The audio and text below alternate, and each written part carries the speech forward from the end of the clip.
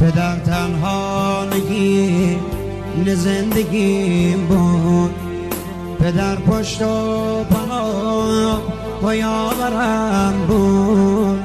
دوباره کاش میدی دمت بابا جون، غم از دلم برمی داشتی بابا جون. منو تنها نمی زشتی بابا جون. دوباره کاش بیای تا بخوابم، بگم دوست دارم بدی جوابم. بابا رفتی منو تنها گذاشتی، نمی اومد روزی ازم جدا شی.